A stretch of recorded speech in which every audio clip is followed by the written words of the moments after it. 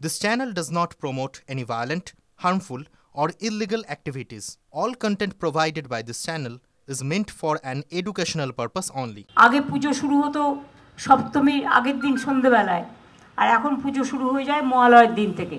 এর জন্য অবশ্য আমি দায়ী, তার কারণ মহালয়ের আগের দিন থেকে আমি প্যান্ডেল উদ্বোধন করতে শুরু করি, আর মহালয়ের দিন তো এর মধ্যে অনেকগুলো পুজো উদ্বোধন হয়ে গেছে।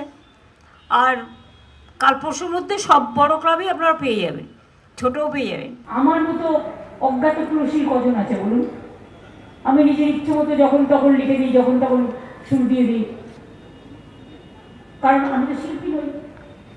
সেই জন্য আমি তো শিখিনি, সেই জন্য ছোটবেলায় শিখেছিলাম একটু গান টান বাজাতে টাজাতে পারি, কিন্তু আমি তো শিল্পী নই।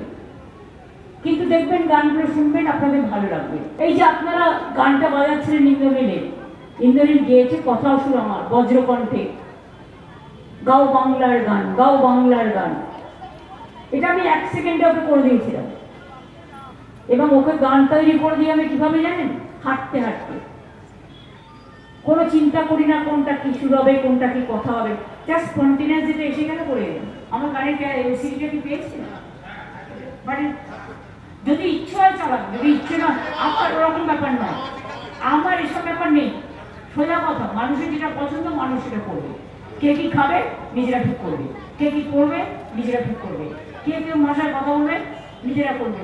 আমার এই সংখ্যাতে গান গেয়েছি ইমন, রাঘব, মনোময়, নচিকেতা, কাউকে বাদ দিইনি। ওদিকে ইন্দ্রনীল সেন, শিরাধা, সবাই গিয়েছে। সুতরাং সবাইকেই আমি ঘুরে ফিরে গানগুলো গাওয়াই, কারণ এই শিল্পীদের তো একটা, এরা আমাদের গর্ব সবাই।